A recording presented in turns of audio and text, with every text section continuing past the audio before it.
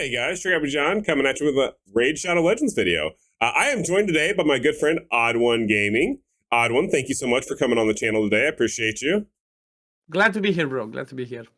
So what we are going to do is we are going to be looking at the Hydra boss from the perspective of someone who is returning to Raid Shadow Legends. For example, myself, I quit Raid Shadow Legends for about a year and a half or so, and Hydra boss launched after I quit. So at this point, I know honestly nothing when it comes to the Hydra boss. So I figured, you know what, let's grab our good friend Odd One. He's kind of the master of the Hydra boss, or at least from what I've been told. He's going to walk us through some of the builds, some of the ideas, some of the synergy that could go on with the Hydra boss. And that way, for those of you who, like myself, are returning to the game, it's going to take a little bit of time to get up to speed. So this way, we're going to kind of go through and do a very nice, easy way of like, hey, on auto mode, using these champions, this is kind of make it a little bit easier for you guys to return and get engaged with the Hydra boss. So at that point, Odd One, I'm going to go ahead, I'm going to turn it over to you. I'm going to let you drive as far as like, what should I be doing? What should I be focusing on? Do you need to see the champions first? Do you want to go talk about the Hydra boss? Like, I'm going to let you drive a little bit here. Okay, so normally when it comes to Hydra, the first thing that you want to look at in your account is where are you with everything else? Like Hydra is the last thing that you want to touch on your account. Actually, last or second to last, because we have the Sand Devils as well, but that's something annoying.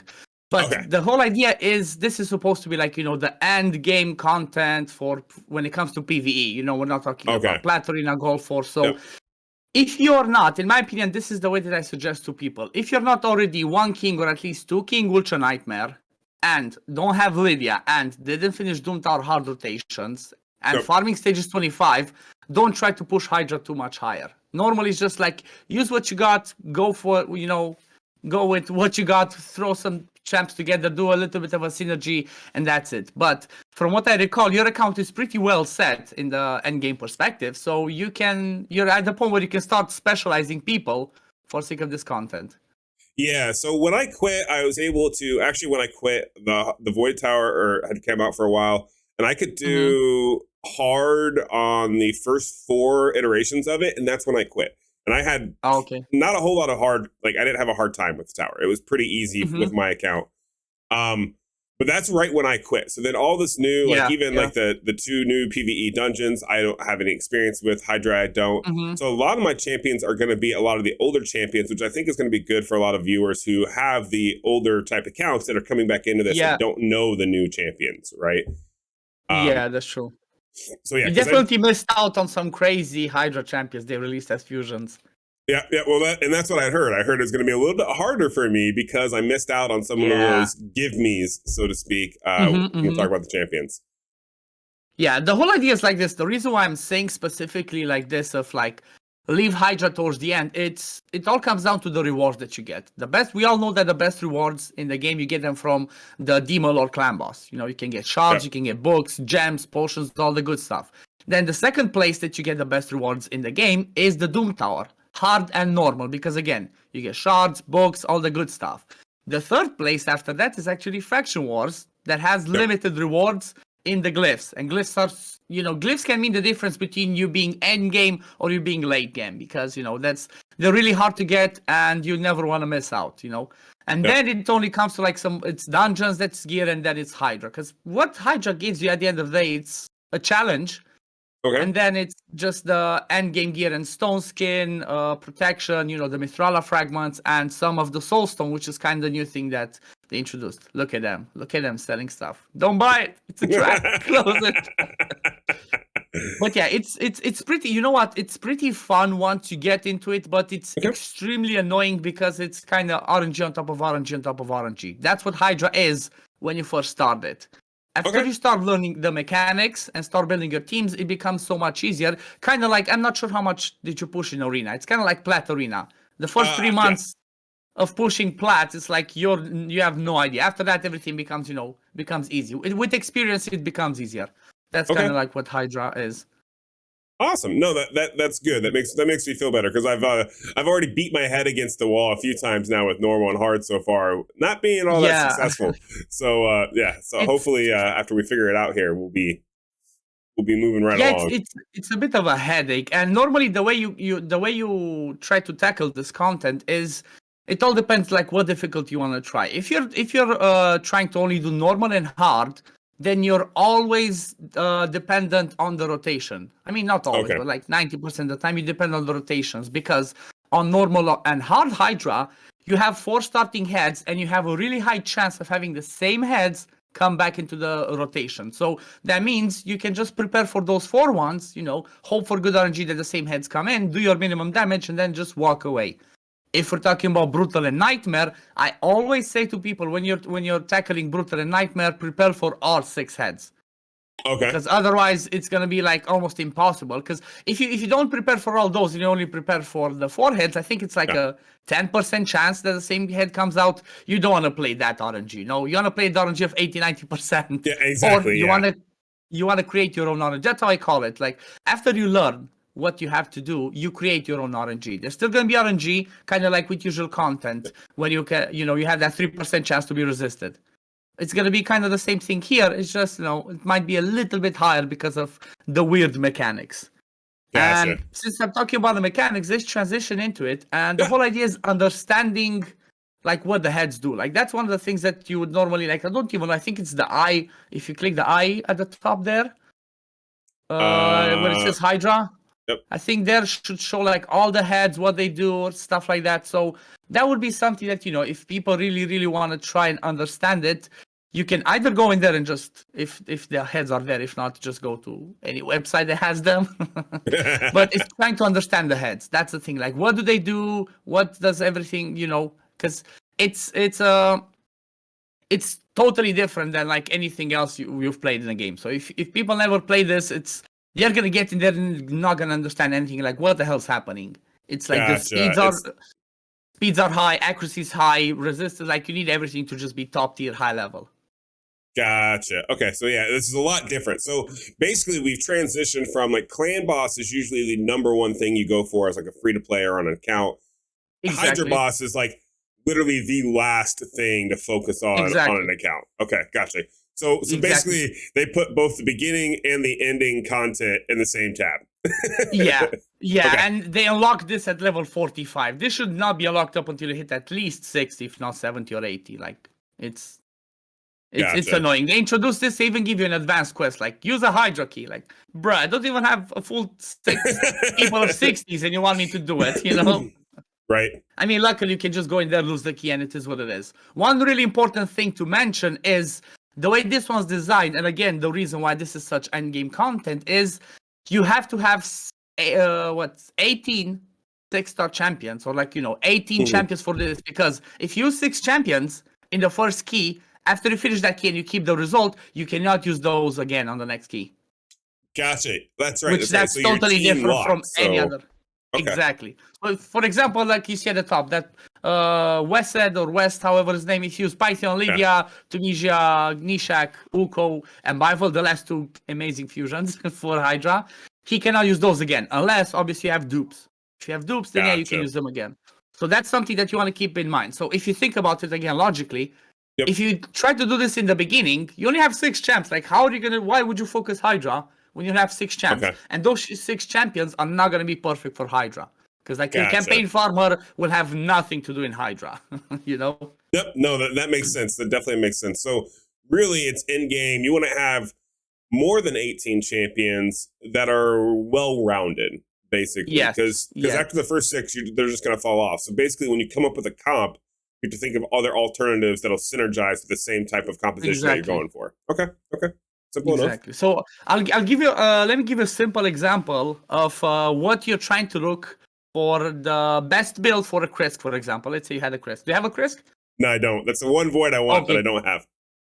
Yeah, well, he kind of makes it easier. There's a few variations that you can have some auto-friendly keys for a high-end. So as I'll give you an example. In order to have a good Krisk for the sake of Nightmare Hydra, you would want to have on him 500 resist, 400 accuracy, 250 plus speed in Frenzy if you can. Really? Yeah. Okay, so stats have obviously went up. Yeah, so stats have obviously went up since I quit playing. Okay. Yeah. Okay, because that would be God tier. That's like when I quit, like 500 resistance was like, I think 700 resistance was like the top tier platinum resistance at the time. Yeah, 500 and then 400 accuracy. That's insane. Okay. exactly. I mean, you can lower it a little bit, but for the sake of being as reliable as possible, that's what you want. The reason for that is one of the heads has a mechanic that always attacks the person that has the most buffs. He steals those buffs, and then his active skill, he can spread all those buffs and put them on a tutor on all the other Hydra heads. And that's what normally you would call a mischief target. So you would have somebody like a Krisk that on his A2 he puts 2 continuous heals on himself, then he does an AoE ally protection and extends all those buffs, and he would always be the one that has the most buffs on himself. So he would be that mischief tank. In order to be mischief tank, he needs 500 resist. I'm following you. So because you know Krisk's kit, you know he's going to always be targeted. So you build that resistance so that way they can't be still. So you're kind of locking out each individual head's possibility of the RNG, right? You're controlling your fate. So you're basically trying to control your RNG. This is where the part where learning it and knowing what you do kind of cuts down on the RNG. Because, I mean, from my point of view, there's 3 heads that you always have to prepare for. And the other ones, you can bring stuff alongside. First one's the Head of Mischief that I just mentioned. Steals buffs and spreads them. In order to deal with the Head of Mischief, you have 2 options. 1, or actually 3 options. 1, have a Mischief tank. And like as an example, as I said, a Krisk, then there's somebody like a Bivold, there's Coronar. Usually there's people that can have extra buffs on themselves. But here's the catch. Usually with Hydra, it's so complex that you want somebody, when you bring somebody in the team, you want them to not only do that. So, for example, Krisk not only brings you the ally protection and mischief targeting, he brings you the provoke, he brings you, like I said, ally protection, heals, so he brings more. Just having one champion for one role is like, if you have no other options, that's what you do. But normally you want people that do several things. As an example, I mentioned, for example, look, you have a Skull or Vargal over there. If you look to the right after the red affinity, that one. No, what he has is, he used to be useless. Nobody liked him. His kit is useless. Yeah, he's a faction war cheese. That's all he is. Exactly. That's all he was. Well, now he is a Hydra god. Because what he brings is, on the A2, if you look at it, he brings a provoke on for 1 turn on a 2-turn cooldown and a strength on himself. The provoke is what you will use for the Head of Decay, which we're going to talk about in a bit. He's like the one that cleanses. So he will provoke he'll keep the Head of Decay provoked, but by having the strengthen on himself, unless you bring someone that does AoE strengthen, you can try and guarantee to always make him a mischief target. So put him with a blood shield accessory. He would have the shield from the blood shield, the strengthen, so he would almost always have the most buffs on your team. So that could guarantee that he would be the mischief target. So you will know, I only build one person with 500 resist. Again, we're talking about Nightmare Hydra. The lower you go, you cut 50 resist. And not only that, on his A3 he has a AoE decrease attack. That's also helpful because Hydra's hits pretty hard. So see, he's a perfect example of bringing something important, but not covering only just one role. Unless you have nothing else, and that's it. I'll give an example, such as him. There's a budget version in the Lizardman. Do you remember Jizzo? Yeah. Yep. Everybody fed him. Yes. Yeah, he was useless back in the day. He was in my brutal team for like 3-4 months up until I got a better provoker, because he has a provoke for 2 turns on a 4-turn cooldown, and he has 2 buffs on his A2 that he can put on himself. So basically, he didn't bring any damage, anything else, but he was my mischief target, and he was doing my provoke for the Head of Decay. Gotcha. So that's the first one, having a mischief target. Second one is having a full team of AoE high resistance, which means you would have maybe everybody at 500 resist, which is absurd. Obviously, you would try to avoid that. Or you would have everybody at around, for example, I have a video on that one, which was a little bit of a fun video. Everybody was at around 300 resist, but I had AoE decrease accuracy. Okay. So having AoE decrease accuracy kept their accuracy lower, which means I can have low resistance. And that made me be able to not care about, I'm going to lose buffs. They're still 3%, but it's not as, crazy as 100%. Gotcha. Okay. So that's the second option. The third one is block buffs. Block buffs, a buff that was only used in Arena for the sake of preventing Swift parry, like a few months back, a year back. Yep. Now is actually got tier for the sake of Hydra. Because if you put block buffs, every time he steals your buffs, he does not have those buffs on himself in order to spread them afterwards. Gotcha. The tricky thing about this one is, and the reason why this one's my least favorite is because when he steals buffs, he also steals turn meter. So even though he doesn't put the buffs on himself, he still steals your turn meter. And rotating through their scales and getting many turns is the bane of Hydra. Okay, gotcha. Which makes sense, right? Because I mean, you're not facing just one target, right? These are multiple headed targets, so it could definitely, I can see where that could get a little sketchy here as you're moving forward, right? Okay. Exactly.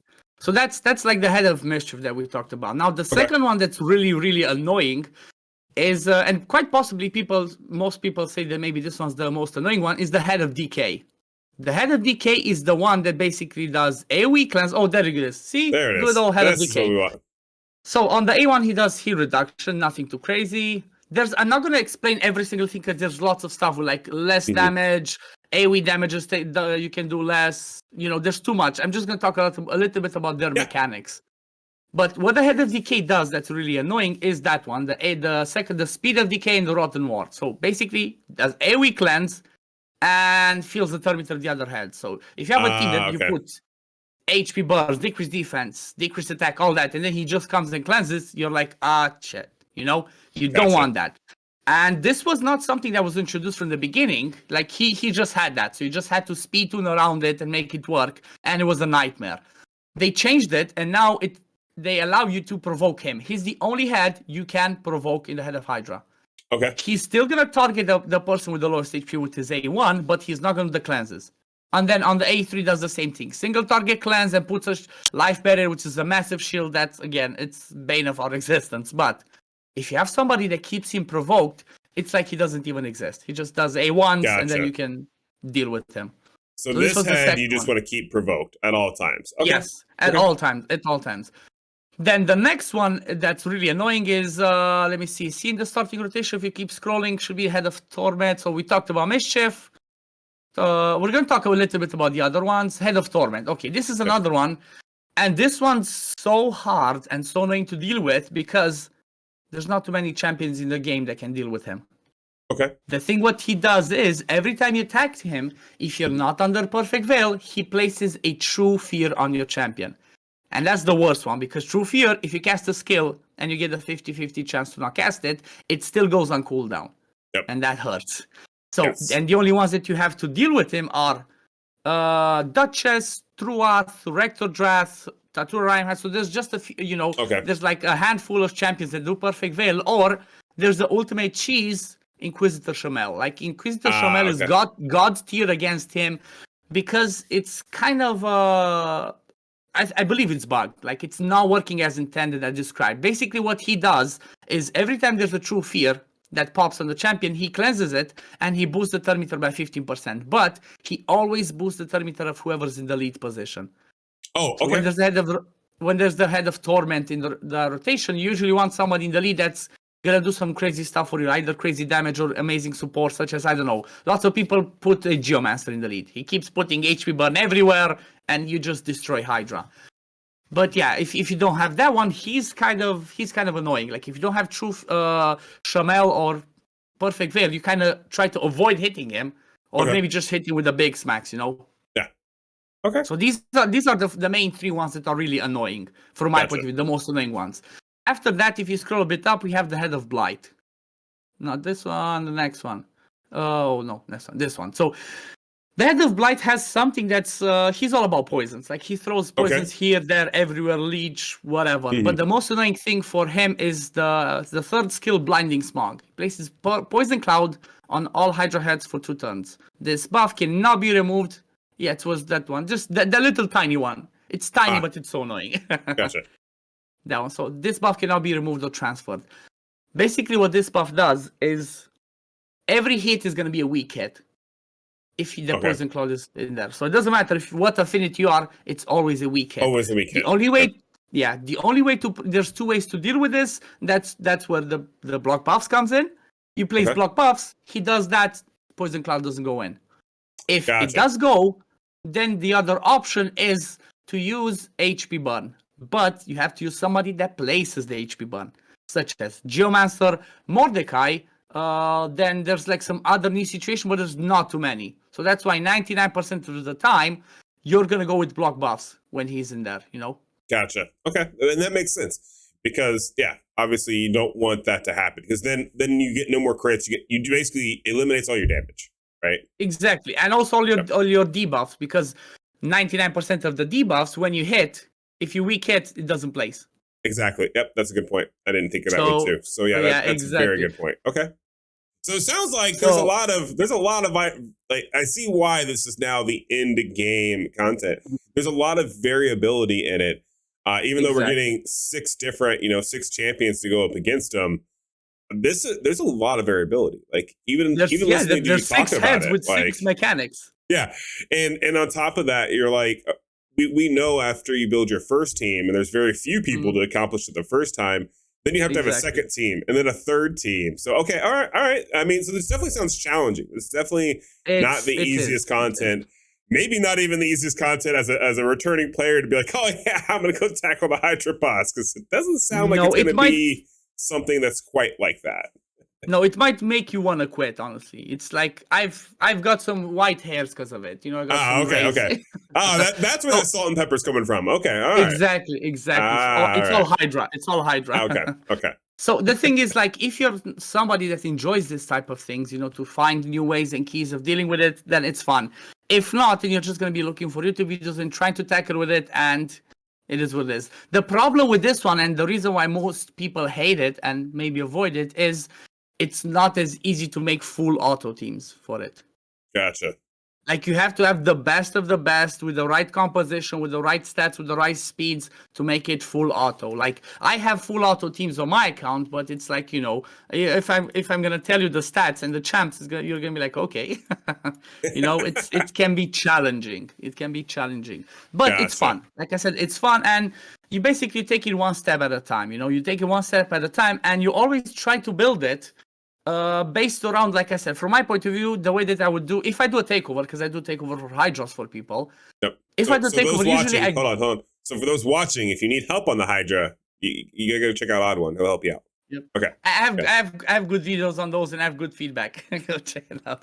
But usually you go and see, like, what's the stats you can build. So for example, for your case, like I said, you don't have a Kresk.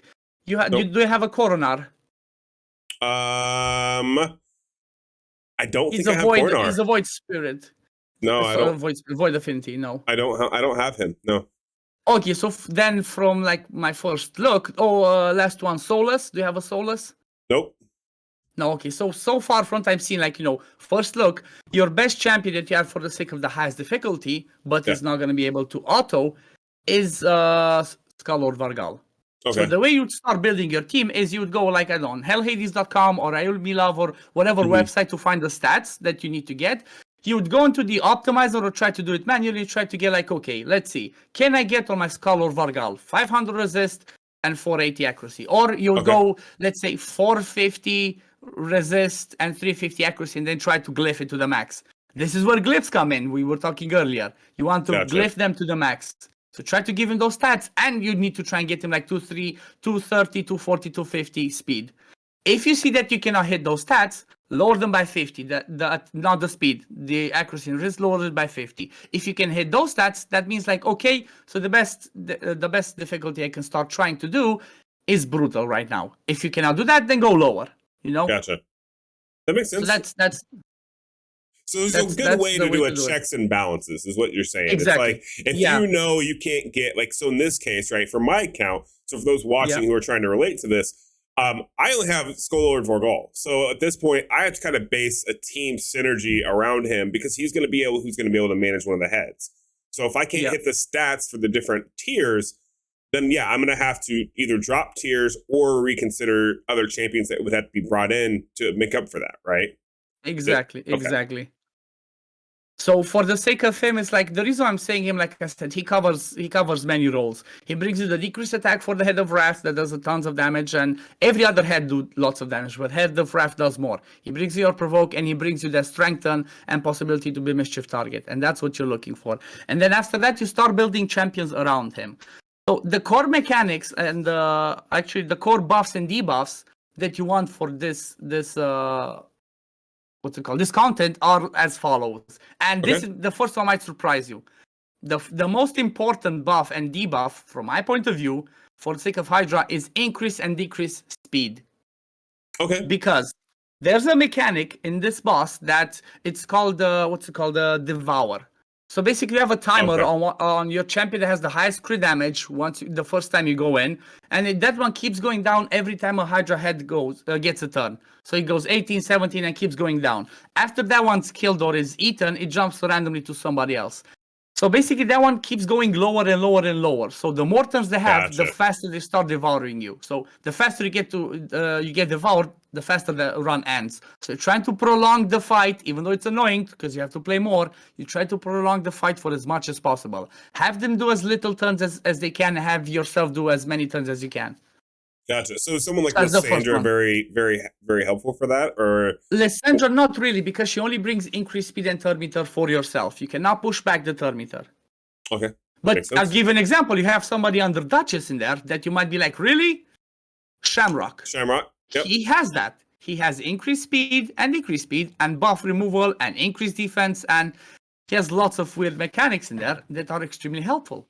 Like before, you'd be like, what? I'm going to use him. No. Yes, you can, because he also brings you a lead. If you look at the lead, I think it's 70 accuracy in all battles. Yes. He can also help you with that one. This is where auras come in really handy. If you cannot hit those accuracies, you go with the auras. Or I'll give an example. If you cannot hit the 500 resist, let's say on your Skull or Vargal, you just take out the War Master and give him the Unshakable Mastery to get resist, Oh, yeah, Play with Master. So basically, you start maxing absolutely everything. Gotcha. Okay. So I mean, you really gotta, because this content is so difficult and kind of forever changing because the heads are always interchangeable, you really have to dial in. There's a lot of min-maxing. This isn't just gear min-max. This isn't gear locked, so to speak. When we talk about PvE content, this is everything locked, right? Exactly. Gotcha. Get the right team, get them in the right gear, get them in the right masteries, get them in the right everything. So, I said, you're going to need increased speed and decreased speed. Then you're going to need decreased defense, block debuffs, increase defense on yourself, have a reviver, have, as much survivability as you can and as many debuffs as you can on the enemy team. Stuff like poison is not that important because it doesn't do too much damage out there, so it's not a priority. Plus, you cannot poison every other head, so it's complicated. But the more you practice it, the more you learn it, the more fun it becomes, and you're gonna find some champions. Like I said, this is the part that I liked about it.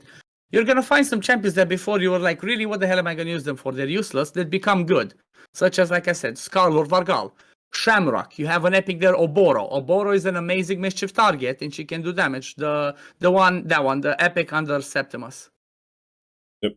If you look at her kit on her A3, that's all that she's about for single mischief targeting. She straight up puts 3 buffs on herself, and then on her passive, she puts another buff, so she can be an amazing mischief target. She can be A with decreased defense on the A1. She can steal buffs on the A2. So it's all those right mechanics to tackle with as many of the heads as you can.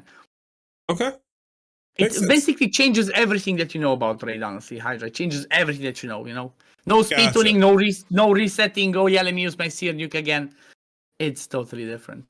Nice. So you actually have to work for it. Basically what you're saying is this is content you actually have to work for. This isn't a give me. This isn't a whale out and done. This is you can whale out. You can have the champions, but if you don't have the stats, you're if you don't have the stats, the right gear, and the right synergy with them, it's useless.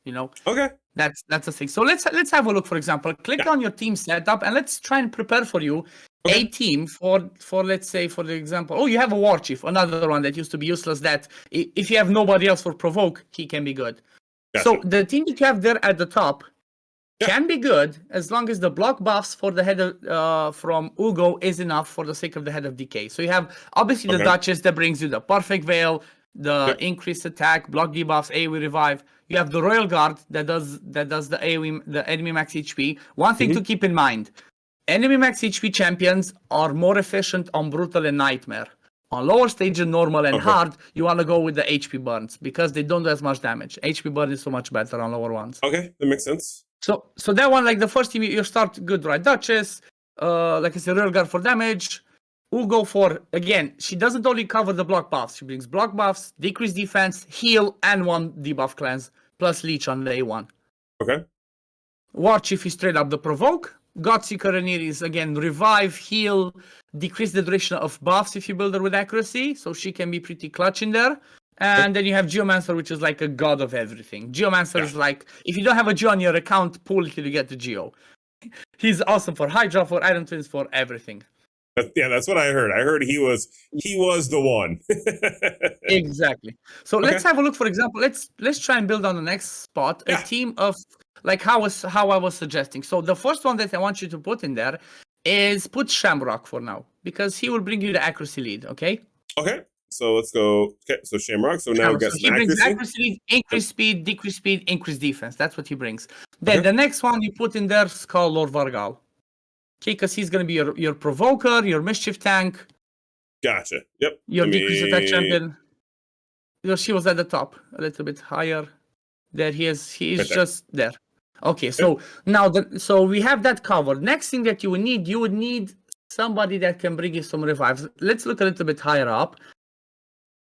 So the reason why somebody that I would not bring, for example, in this team is a Lydia. Even though she's amazing, she brings good stuff. For this team specifically, you don't want her AoE strengthened, because that's what makes Scholar Vargal be the mischief tank. And also you already have the increased speed that she also puts from Shamrock. So she's not going to come in this team. So for the sake of the Reviver, you could go with Duchess, but the problem with Duchess is she brings a shield on her A1, which can throw off the mischief targeting. Okay. This is where it becomes complicated. So let's see what other Reviver. If you have, scroll a bit down, please. Raglan's not too much, because you want, again, somebody else revive but brings more. Okay. You put her, what's her name again? You can put her in the team as well. Kantra. Kantra? Yep. Okay. Yeah, Kantra the Cyclone, she's amazing. She's just insane. She can keep the what's it called? She can keep the head of DK provoked, because one of her passives is she does provoke. She brings a ton of good debuffs, decrease accuracy, block buffs, decrease attack. Again, she's really, really amazing. Another one that used to be like meh, and now she's god tier for the sake of this content. Then next one, so I'm thinking honestly, from what I saw from your revivers, you can just, even with Godseeker and Eerie should be fine. Okay. Because like Duchess could be for another team. So this is Godseeker and Eerie. So we have that. Now the next thing that we could do is, let's see, a way to deal with the head of Torment. Because like I'm trying to cover each and every single one. So we have the DK covered with Scholar Vargal with Contra for the provokes. We have mischief targeting with again with Skullord. We have increase decrease speed with Shamrock, revive and heals with Godseeker and Eerie. So now we would need a perfect veil or Inquisitor Shamel. Okay. But the thing is like this. Let me tell you something really interesting. Yeah. Inquisitor Shamel, you almost always want to pair with a Lydia.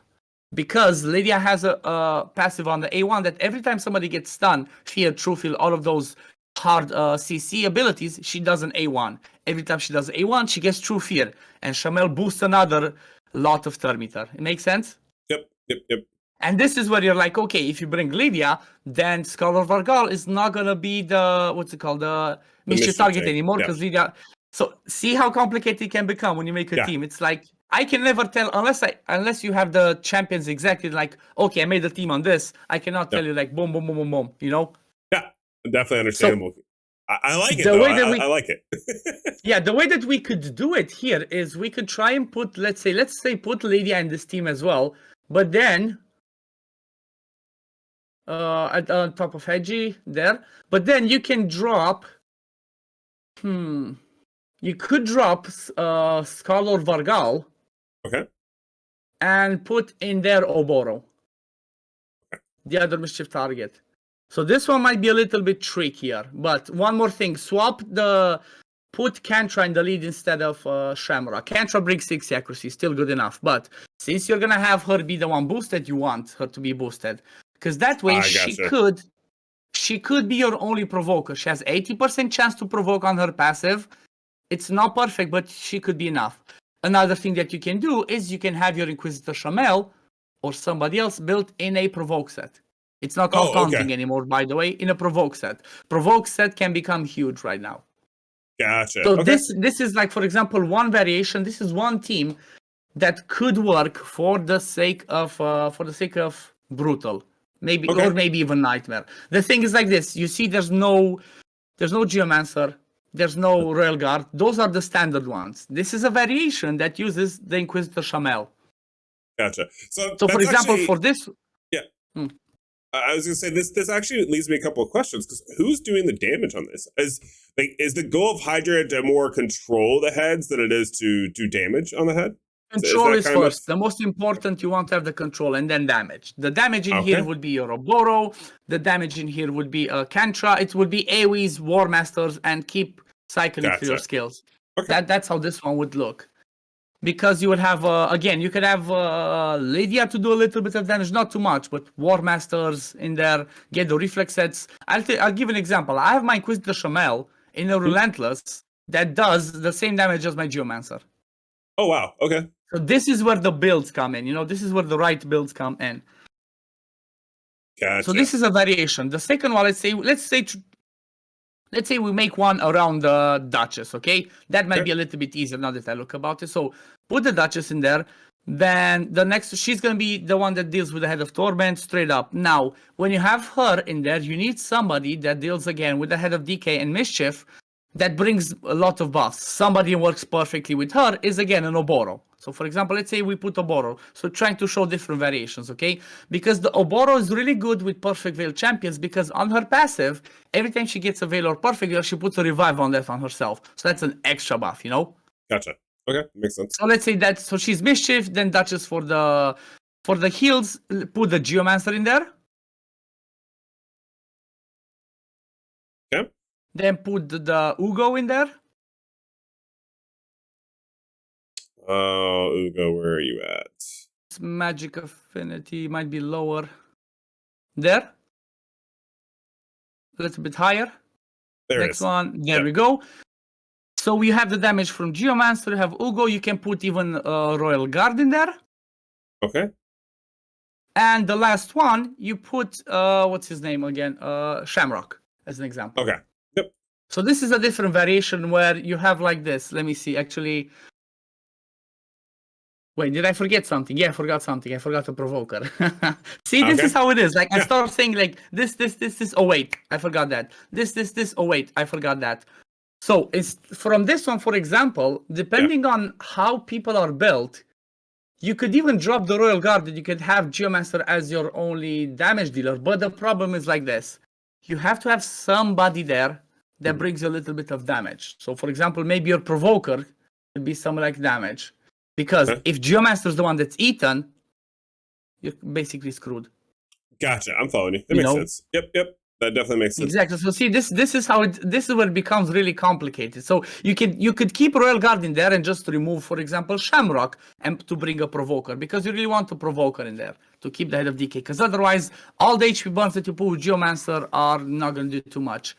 And this is again another moment where you can put Kantra actually in there. You know what? Put Kantra.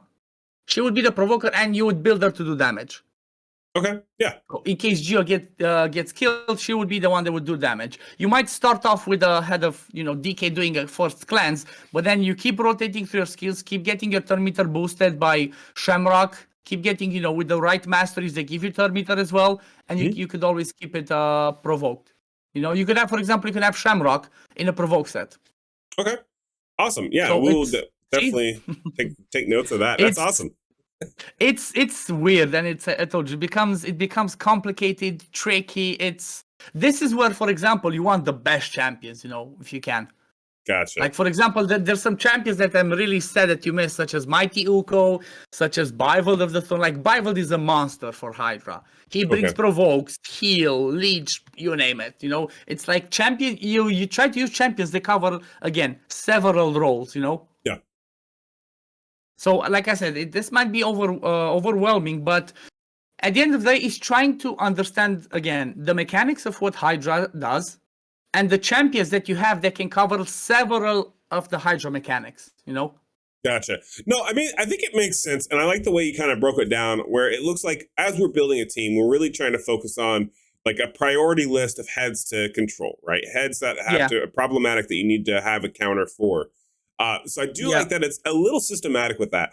The stats wise, obviously that's going to be a big thing. But I think Yeah. what we can do is we'll go ahead and we'll wrap up the video as we've talked about a lot of the initial thoughts process, how to build or like what to look for, how to pick your characters. And I think what we can do is I'll go through some of these champions, especially for these two teams that we built, and I'll try to min-max their skills a little bit. Maybe I can have you back on again later and we'll kind of talk about, okay, this is where I was able to hit. And then you can kind of run me through a little bit more about the stat details or even just the rotation on trying to fight or whatever the case may be. Yeah. But I think this is a really good starting point for a lot of people, especially those who are coming back to playing Raid, because this content it's a lot to take in, right? Like we did this team preset, but even as we're sitting there talking about all these different heads, I mean, there's a lot of heads to talk about with all the different stats, right? All the different skills. It doesn't matter if you saw read me them. saying you saw me saying like, okay, we have the team. Oh wait, do I have somebody for that? Oh wait, this is where understanding and knowing what you're doing comes in play. Even me that I've been doing for a year, sometimes make like, okay, this is a team. Oh wait, I have somebody for that. I don't. There's sometimes like certain heads you can ignore because you're like, yeah, they're gonna die on the side. But certain ones such as DK and Mischief, you almost never want to ignore because if they do their things, the run can be over in an instant. Gotcha. Makes sense. Well, thank you, man, for coming on and really breaking it down for me. Like, I feel a lot better and more prepared with the Hydra than I did like an hour ago, right? So that's okay. awesome. I hope I didn't make it worse because like there's so much information that I might have, put up. No, you did a really good job of really breaking it down, kind of step by step, as to why you would use certain champions, why you need to kind of keep these things in mind. So it was great. Honestly, that was it's been really, really good. For everyone who's watching this video, I hope you guys took away a lot of this information. Maybe you already know the Hydra boss, but honestly, I feel like the way Adwan just broke all this down for us was very, very easy for everyone to kind of understand, to get a good starting point. And that was the point of this, was to have a good starting point. And I definitely feel like you prepared me. So now it's up to me to go through, get my stats up to snuff, and then maybe we'll reach out and exactly. We'll practice. We'll do a little bit of work on it, and we'll see what we can actually come up with. But no, this is awesome, man. Thank you so much for coming on the channel. Appreciate it. Happy to help you, bro. Always happy to help. All right, guys. Real quick, if you guys have not already followed my good friend Odd1 Gaming, you need to definitely go check him out. Go hit the subscribe button on his channel. It costs you literally nothing to subscribe to a YouTuber. It helps him out tremendously. Make sure you go hit that subscribe mark. Anything else? Do you have anything coming down the pipeline or anything like that you want the viewers to know, like what you're working on, what you got going on? Anything like that? I have a really big project, a personal project going on right now. Okay. And that comes down to the subs. I'm trying to hit 8,000 subscribers by the May 16th, which is my birthday, because I'm trying to get that tier 3 content creator. Okay. So, I've been saying this on my channel a lot. It's like you said, cost them absolutely nothing. And, by getting those subs, what's going to mean is if I get a tier 3 content creator, it means I can practice and test out more so I can come out with more content, more ideas, more Hydra content, especially to show people. Because on our main accounts, the silver cost is insane and I cannot test as much as I would like. So that's my personal project and what I'm working on right now, getting to 8,000 subs. Nice. So if you guys want more breakdowns like this, is what he's saying, you need to go subscribe so that way you can get more resources to get these better breakdowns for us. Awesome, man. I have tons of auto-friendly teams of like lots of everything. Everything for Hydra. Awesome, man. Well, thank you so much. Appreciate it. Hopefully you guys all enjoyed this video. It's a little on the longer side, but I feel like it was really informative. And yeah, can't wait to see you guys in the next one. Have a good rest of your day. Peace.